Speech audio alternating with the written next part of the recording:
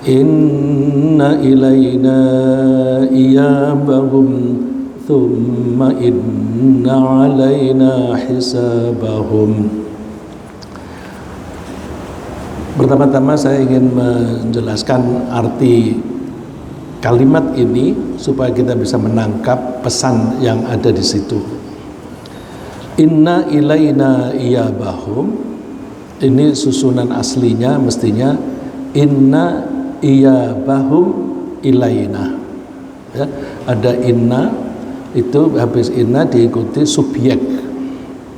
Subjek biasanya disebut mubtada, tapi kalau ada inna, mubtada itu namanya diganti dengan isimnya inna. Isimnya inna itu dibaca nasab iyabahum, bukan iyabuhum, tapi iyabahum. Sesungguhnya kembalinya mereka ilaina, kepada kami. Tapi susunan ini dibalik, predikatnya ditaruh di depan, subjeknya ditaruh di belakang, ya. Inna ilaina iyabahum, ini seperti yang kita sudah kenal sehari-hari, susunan yang semacam ini, yaitu iyyaka na'budu wa iyyaka nasta'in.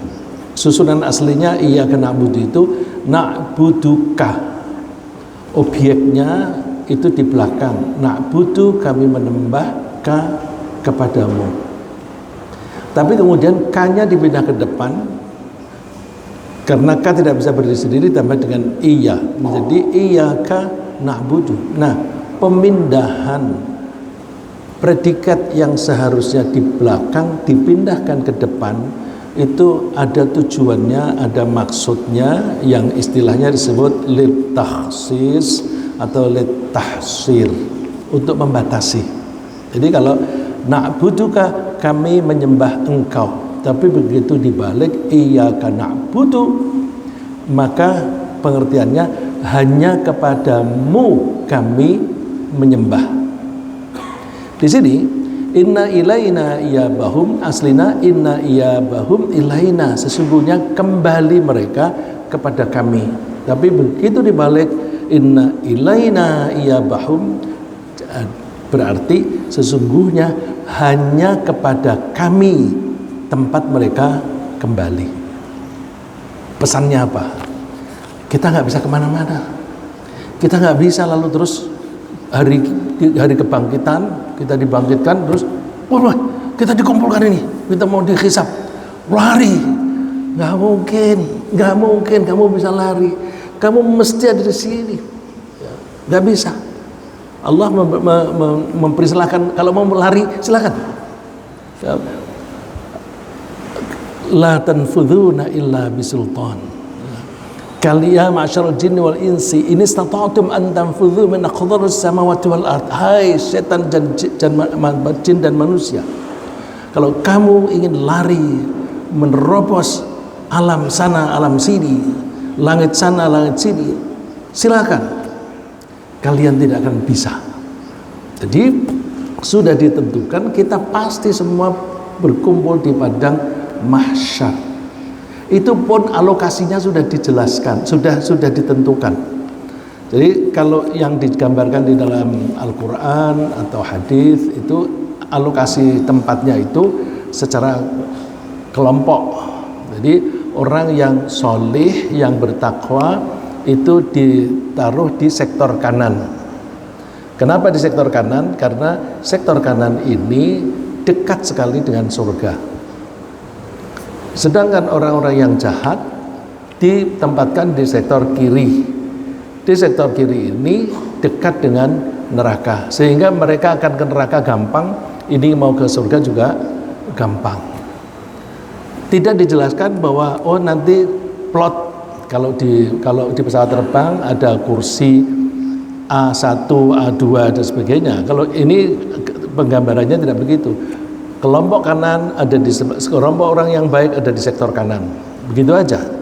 Tapi tentu ada bagian-bagian yang khusus. Misalnya ada orang-orang yang termasuk golongan 7 golongan, yaitu pemimpin yang adil, yang pemuda yang selalu hatinya itu menempel pada tempat sujud atau ke masjid dan sebagainya, itu ada di tempat-tempat tertentu di mana di situ selalu ada teduhan yang menghalang-halangi sinar matahari memanasi mereka. Jadi ada sektor besar, kemudian ada sektor-sektor kecil yang orang-orang ditempatkan di situ. Jadi sudah diplot. Begitu pula orang-orang yang jahat, ada orang-orang yang berada di tempat yang panas sekali sehingga keringatnya itu banyak sekali, dan ada yang tak panas tapi tidak terlalu ekstrim sehingga keringatnya itu tidak banyak, sehingga digambarkan ada yang keringatnya itu sampai mata kaki, ada sampai lutut dan sebagainya. Itu karena ada bagian-bagian tertentu yang panas dan lebih panas. Nah, karena destination atau tujuan kita pergi nanti itu sudah pasti, maka kalau ada orang yang tidak mempersiapkan diri ke sana, rugi. Jadi kalau misalnya mana sih lebih menguntungkan orang yang mempersiapkan diri ketika berada di padang mahsyar nanti dan yang tidak mempersiapkan diri? Misalnya mengatakan, oh aku sudah terlanjur mempersiapkan diri, ternyata nggak ada, rugi dong. Tapi kalau orang yang tidak mempersiapkan diri, ternyata ada, aku sudah terlanjur di sini, rugi. Mana lebih rugi? Lebih rugi yang tidak percaya. Karena dengan tidak percaya, maka orang itu tidak mempersiapkan diri apa yang harus aku lakukan supaya aku bisa menempati sektor kanan di tempat yang nyaman, yang dekat sekali dengan pintu surga, sehingga tidak perlu dihisab. Ya, ada kelompok tertentu yang tidak dihisab sama sekali, langsung surga. Nah, hadis itu menunjukkan bahwa tidak benar bahwa surga itu tempatnya jauh. Untuk pergi ke surga itu harus ada jembatan rambut dibelah 7 yang adanya di atas neraka. Nanti orang yang tergelincir dia akan masuk neraka. Nggak benar itu. Karena ada hadis, misalnya ada beberapa orang, Rasulullah menyebutnya 70.000. 70.000 itu apakah angka pasti, angka absolut, atau menunjukkan bahwa itu banyak sekali. Mereka itu tanpa hisab langsung masuk surga. Ya, jadi itu menafikan, meniadakan pendapat bahwa jembatan itu berada di atas neraka. Tapi apakah ada jembatan? Ada. Rasulullah menyebutnya as-sirat, jembatan. Nah, tapi tidak harus berarti jembatan yang berada di atas neraka. Karena kalau ada jembatan yang di atas neraka yang dilewati oleh setiap orang yang akan pergi ke surga, berarti dia sebelum sampai ke sana itu bagaikan barbecue, kambing guling, berada di atas. Mustahil Allah akan menyiksa orang-orang yang bertakwa. Ya, jadi jembatan ada, tetapi tidak seperti yang digambarkan oleh orang-orang non-muslim. Ya, orang-orang muslim itulah yang mengarang-arang, atau mungkin kepercayaan mereka begitu. Jadi, lebih baik kita itu mempersiapkan diri, terus kemudian nanti di sana pasti terjadi seperti itu, kita sudah siap, daripada kita tidak mempersiapkan diri. Oleh karena itu, kita harus mulai dengan meyakini akan adanya hari pembalasan itu. Dengan meyakini itu, maka kita bisa membuat planning, rencana-rencana bagaimana aku supaya bisa masuk surga, bagaimana aku bisa selamat dari siksa neraka, bagaimana aku bisa masuk surganya itu dengan cepat sekali. Itu dibuat planning. Nah, ketika membuat planning itu, setiap langkah yang kita lakukan harus segaris lurus dengan tujuan akhir, yaitu masuk surga. Kemudian, thumma inna alaina hisabahum. Kemudian ini susunannya juga dibalik. Asalnya inna hisabahum alaina. Kemudian dibalik inna alaina hisabahum. Kemudian hanya kepada kami saja kewajiban. Kewajiban itu dari mana? Ini ada terjemahan kewajiban dari kata ala. Ala itu preposisi atau huruf jar yang menunjukkan beban. Jadi beban kamilah. Nah, biasanya beban itu diartikan wajib. Wajib bagi kami untuk menghisap, untuk minta pertanggungjawaban. Kok Allah mempunyai kewajiban? Siapa yang mewajibkan? Allah sendiri. Jadi kalau kita punya kewajiban, itu ada yang mewajibkan. Secara umum kewajiban yang kita lakukan itu diwajibkan oleh Allah. Tapi kalau kita tinggal di Indonesia, kita harus melakukan kewajiban-kewajiban yang ditentukan oleh pemerintah. Nah, kalau Allah, kewajiban itu ditentukan sendiri oleh Allah. Ya, dari mana kita mengetahui bahwa kewajiban itu dari Allah sendiri? Ya, ada ayat yang lain, misalnya kataba ala nafsihir rahmah. Allah mewajibkan pada dirinya sendiri untuk menyayangi. Jadi Allah mewajibkan diri sendiri wajib melakukan sesuatu. Nah, sesuatu di situ adalah rahmah, menyayangi. Nah, di sini kewajibannya adalah membuat perhitungan. Nah, oleh karena itu kita mesti sadar bahwa apapun yang kita lakukan itu harus kita pertanggungjawabkan. Kok harus kita pertanggungjawabkan? Itu kambing harus mempertanggungjawabkan kelakuannya enggak? Misalnya kambing makan rumputnya orang, ya, masuk ke kebunnya orang kemudian makan daun-daun di kebun situ. Apakah harus akan diminta pertanggungjawabannya nanti? Oh, tidak. Karena apa? Beda. Kambing itu tidak diberi akal. Manusia diberi akal. Akal ini diberi kemampuan untuk memilih mana yang baik dan mana yang buruk, mana yang halal dan mana yang haram, mana yang benar dan mana yang salah. Itu pakai akal. Karena Allah memberi akal itu supaya bisa memilih, maka akal ini dibuat oleh Allah fleksibel dan kreatif. Nah, kalau ukurannya produk namanya kreatif, karena kan kreatif dari kata create. Create itu menciptakan, bisa menciptakan ini, bisa menciptakan itu, bisa menciptakan itu dan sebagainya, maka disebut kreatif. Nah, akal ini dibuat kreatif supaya bisa mengatasi masalah-masalah yang dihadapi oleh manusia. Semua masalah yang dihadapi oleh manusia itu bervariasi, dan problem hari ini tidak sama dengan problem kemarin. Setiap problem itu punya ciri khas sendiri-sendiri. Karena punya khas sendiri-sendiri, maka dibutuhkan kecerdasan untuk bisa mengatasi itu.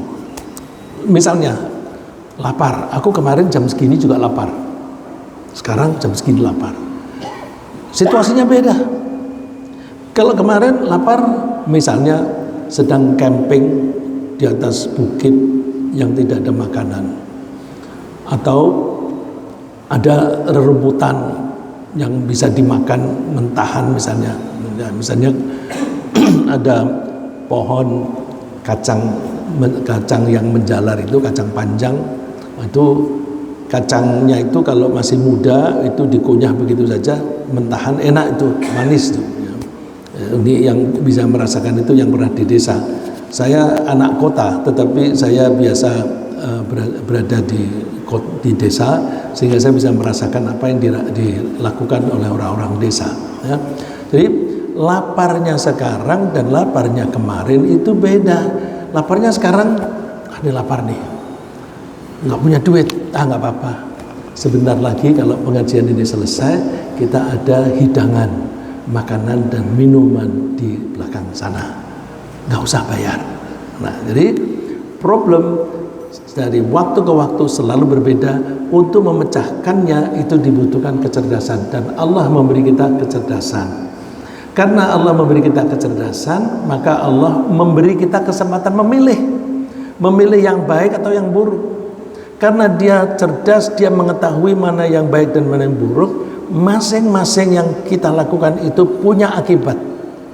Tempo hari saya sebutkan, jarang sekali orang yang membiasakan berpikir sebab akibat itu panjang. Seringkali sebab akibat itu hanya pendek saja. Kalau saya melakukan makan, nanti akibatnya kenyang. Kalau saya sering-sering berteman sama Pak Adi, nanti saya bisa gratis sarapan misalnya. Ya, itu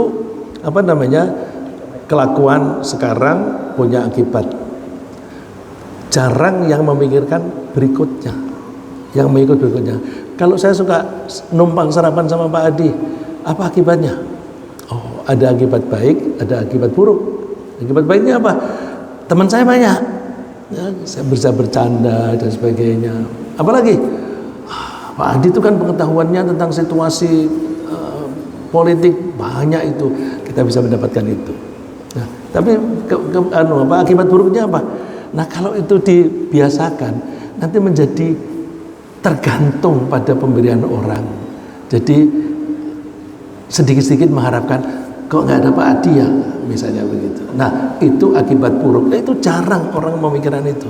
Jadi kalau kita berada dalam satu keadaan atau kita melakukan sesuatu, pasti ada akibat, dan akibat ini akan menjadi sebab baru yang diikuti oleh akibat baru lagi. Akibat baru ini akan menjadi sebab baru yang diikuti oleh akibat yang lain. Nah, ini kalau kita memakai ilmu manajemen misalnya, targetmu apa? Objektifmu, goalmu apa? Surga. Surga itu ada di sana. Kamu bisa ke surga kalau kamu melakukan ini, maka kamu surga. Jadi kenapa kau ini? Ya kalau aku lakukan ini, aku akibatnya akan begini, akibatnya begini, nanti ujung-ujungnya surga. Nah, jadi kalau orang tidak terbiasa dengan memikirkan begitu, ya sulit berhasil ketika mempunyai cita-cita. Makanya kalau kita tanya, kamu punya cita-citamu apa? Surga. Bisa sampai surga enggak? Belum tentu. Karena tidak membuat planning, tidak membuat perencanaan program-program apa yang akan dilakukan. Boro-boro ke surga. Misalnya, rencanamu apa? Rencana saya ketika pensiun, anak saya semua sudah sarjana, terus dan sebagainya. Nah, itu target semacam itu harus dipikirkan mulai langkah ke depan. Di depan saya ini ada apa? Kemudian kalau saya mau menyekolahkan anak, saya mau menyekolahkan di sekolah yang kayak apa? Kalau mahal, maka apa yang harus saya lakukan supaya penghasilan saya besar dan sebagainya. Itu dipikirkan sampai beruntun, sampai akhirnya anaknya berhasil semuanya menjadi sarjana. Nah, ini garis besarnya, pokoknya yang penting apa yang kita lakukan semuanya baik-baik, yang berakibat ke surga. Karena apa? Karena Allah pasti akan minta pertanggungjawaban kita. Tsumma inna alaina hisabahum. Coba, itu menunjukkan bahwa Allah ketika menciptakan kita manusia itu tidak main-main, tidak asal-asalan. Ada planning, ada tujuan yang jelas. Oleh karena itu kita mesti mempelajari policy apa yang ditentukan oleh Allah. Ya, seperti kalau kita bekerja di suatu perusahaan. Kalau kita bekerja di suatu perusahaan, kita pelajari policy-nya perusahaan itu apa, peraturannya kayak apa, supaya kita bisa menyesuaikan diri dengan peraturan dan kebijaksanaan itu. Begitu pula ketika mau menjadi pengurus masjid syuhada misalnya, kita mesti ketahui tujuannya apa. Terus untuk mencapai tujuan itu, programnya apa saja, kemudian apa saja perintah dan larangannya misalnya. Lalu kita mesti menyesuaikan diri dengan itu. Kalau Allah itu sudah menentukan akan minta pertanggungjawaban kita, berarti Allah itu ada maksudnya. Kenapa sih kok ada yang masuk surga, ada yang masuk neraka? Nah, supaya Allah itu bisa menunjukkan keadilannya. Masa orang yang baik diperlakukan sama dengan orang yang jahat? Nggak fair dong, nggak fair. Jadi Allah itu maha adil sebagai bagian dari rahmatnya, sebagai bagian dari kasih sayang Allah kepada kita. Kalau misalnya Allah memperlakukan orang yang jahat sama dengan orang yang soleh, maka orang tidak mau menjadi orang soleh. Nggak ada kepastian kok masuk surga, nggak ada kepastian, ngapain aku mau bekerja, mau ibadah kenceng-kenceng begitu tapi belum tentu masuk surga. Nah itu seperti anak-anak muda sekarang ini, aku mau jadi sarjana, mau pinter, ngapain jadi profesor, dokter, sulit jadi menteri, tapi gak usah sekolah bisa jadi wapres. Nah ini akan mempengaruhi jiwa anak-anak muda. Apa itu? Ketidakpastian. Ketidakpastiannya apa? Aku tidak bisa mempunyai tujuan atau cita-cita yang tinggi kalau tidak ada orang dalam. Ya, orang dalam. Kalau ada orang dalam nanti bisa. Nah orang-orang yang tidak punya orang dalam nggak punya harapan. Kalau nggak punya harapan, sekolah malas belajar. Kalau malas belajar, sekolah keluyuran, tawuran. Nah, jadi ini apapun yang kita lakukan itu berakibat. Dan kalau kita tidak menata dengan baik negara kita ini, maka kita akan hancur. Siapa yang menghancurkan? Kita sendiri. Ya.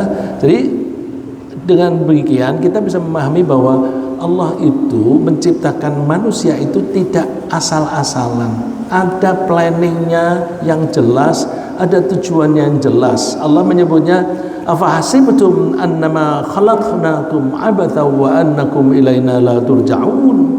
Apakah kalian menyangka bahwa kami ini menciptakan kalian sia-sia, main-main saja, dan kalian menyangka bahwa kalian tidak akan kembali kepada kami?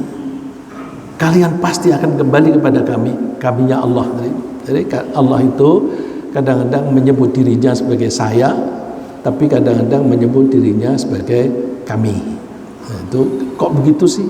Ya, kalau Allah itu tidak melibatkan pihak lain, maka Allah pasti menyebutnya saya. Ya, misalnya kepada Nabi Musa, innani anallahu la ilaha illa ana fa'budni. Sesungguhnya aku adalah Tuhan yang tidak ada yang lain kecuali aku, maka mengabdilah kamu kepadaku.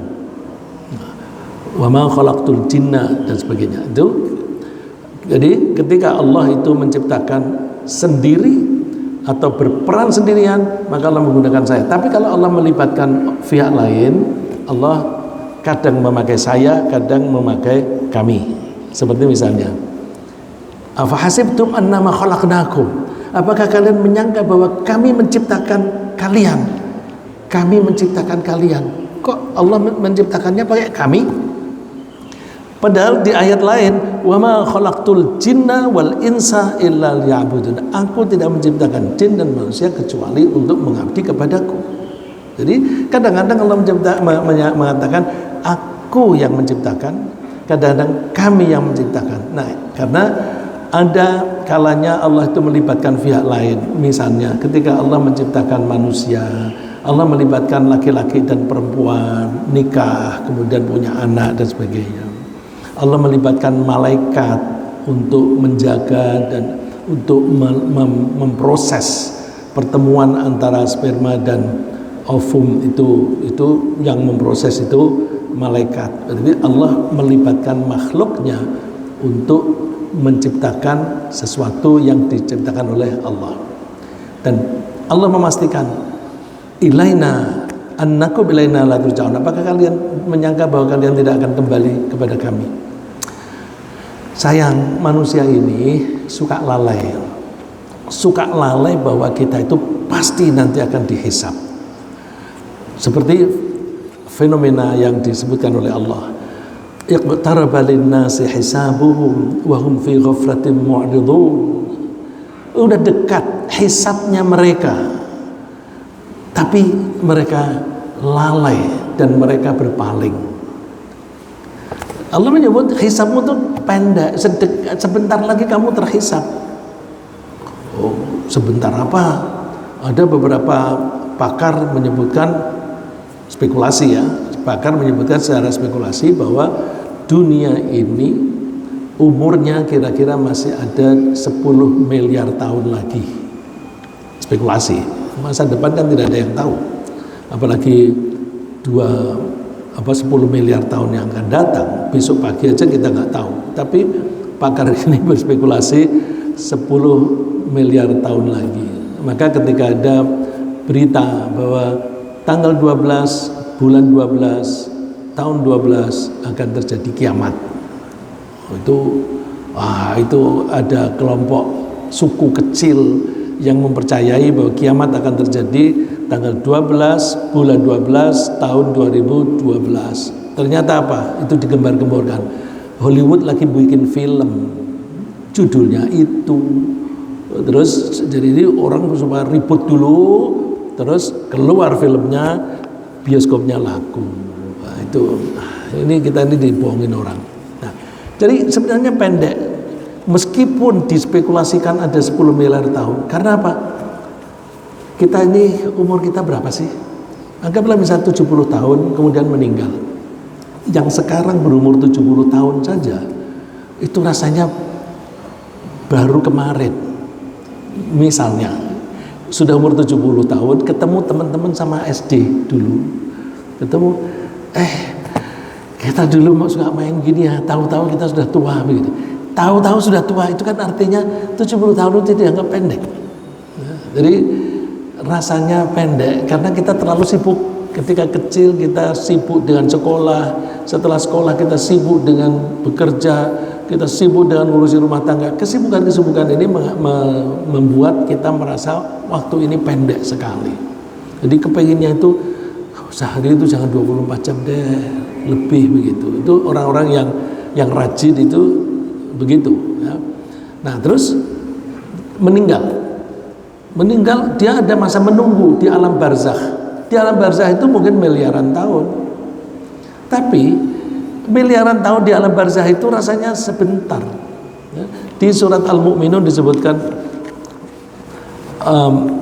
qala kam labithtum fil ardi adada sinin. Kamu hidup di dunia itu berapa lama, berapa tahun?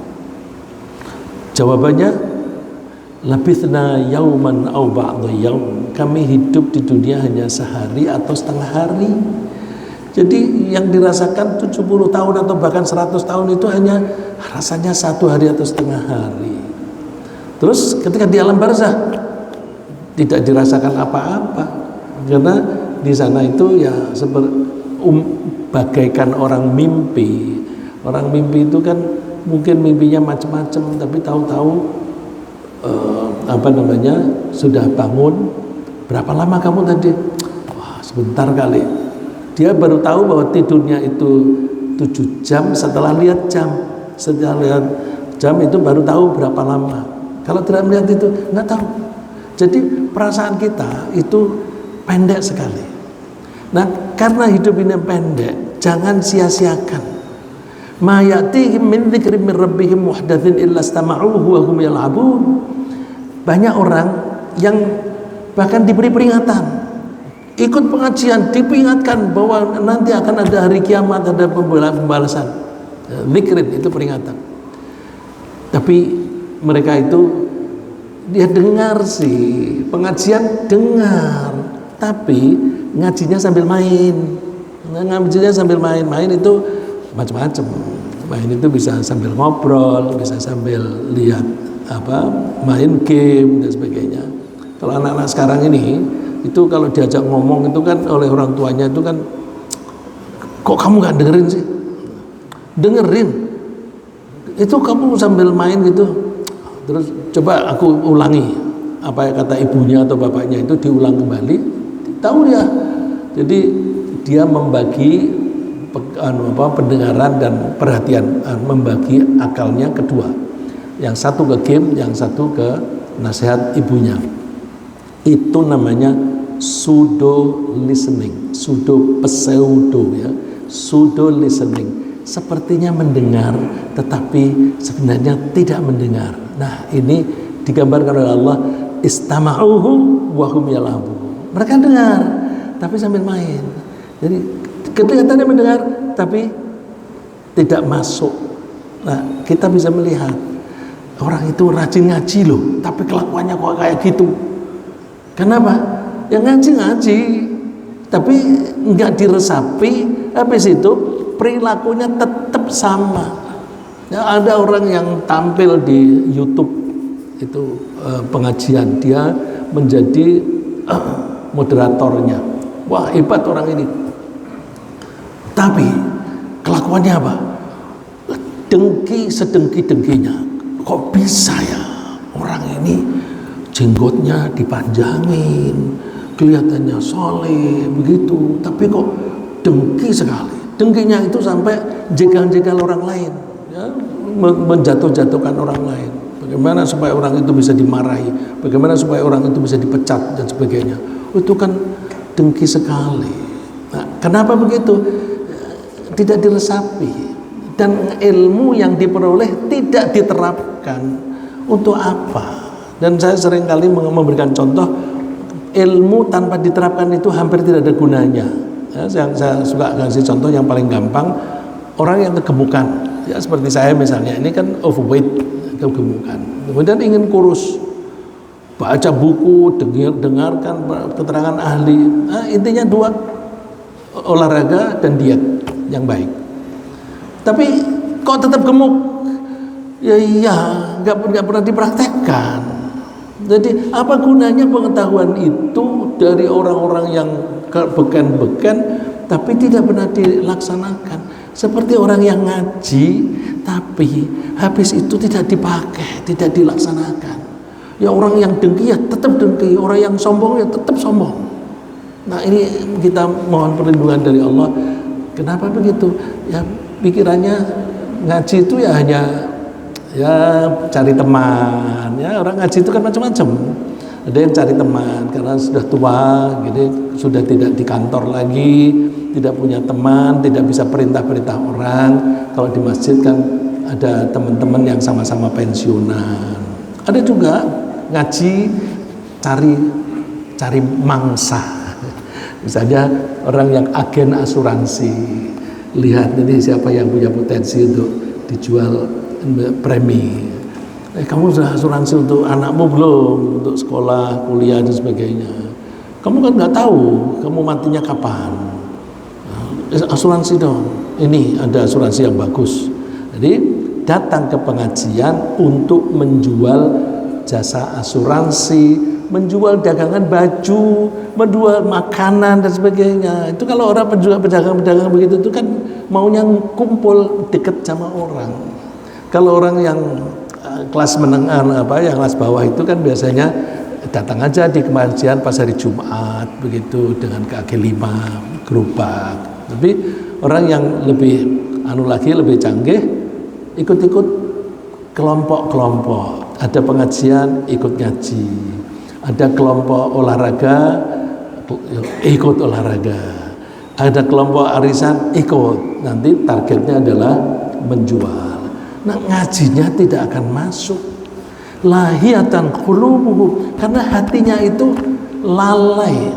Ya, oleh karena itu kita mesti hati-hati. Lalai itu bisa macam-macam. Lalai itu bisa karena kesibukan, bisa karena kebodohan.